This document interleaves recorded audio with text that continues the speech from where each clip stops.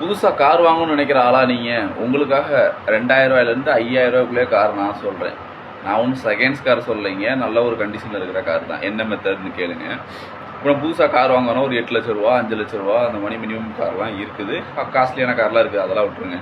இப்போ செகண்ட்ஸ் போகணும்னா 2 லட்ச ரூபா 3 லட்ச ரூபாய்க்கும் கார் இருக்குது, அதெல்லாம் விட்டுருங்க. இதெல்லாம் வாங்காமல் ரெண்டல் கார் யூஸ் பண்ணி பாருங்கள். இப்போ எப்படி போனாலும் சொந்த காராக இருந்தாலும் பெட்ரோல் டீசல் அடிச்சு தான் ஆகணும், டோல் கட்டி தான் ஆகணும். அதுக்கு போகிற செலவு 5000 ரூபா ஆகத்தான் போகுது. ரெண்டலுக்கு எடுத்தால் அடிஷ்னலாக ஒரு 2000 3000, அதிகபட்சம் 4000, 2 நாள் 3 நாள் இருக்குன்னா 5000 கூட ஆகிட்டு போகுதுங்க.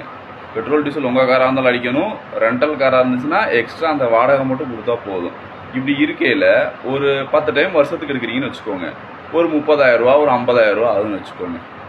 30,000 50,000 ஆச்சுன்னா நம்ம சொந்த காராக இருந்தால் இன்சூரன்ஸ் கட்டணும், ரோட் டேக்ஸ் கட்டணும், ப்ளஸ் ஏதாவது சர்வீஸ் பண்ணுற மாதிரி இருக்கும், ஆயில் மாற்றுற மாதிரி இருக்கும். இந்த செலவெல்லாம் கம்பேர் பண்ணுற காசுக்கே நம்ம ரெண்டலை யூஸ் பண்ணிக்கலாம். சொந்த காராக இருந்தால் ஒரு கார் தான் யூஸ் பண்ணிக்கலாம். ரெண்டல் காராக இருந்தால் ஃபேமிலியாக வராங்களா 7 சீட் எடுத்துக்கலாம். நம்ம 2 பேர் மட்டும் போகிறோம்னா 4 சீட் எடுத்துக்கலாம். ஒரு லாங்காக போகிறோம் அப்படின்னா இனோவா இண்டிகோ அந்த மாதிரி கூட எடுத்துக்கலாம். உங்களுக்கு தேவைப்பட்டால் யூஸ் பண்ணிக்கோங்க. இல்லை கொஞ்சம் காசு பட்ஜெட் இருக்குது, சொந்தமாக கார் வச்சுக்கலாம் அப்படிங்கிற பட்சத்தில் இருக்கவங்க சொந்த காரே வாங்கிக்கோங்க.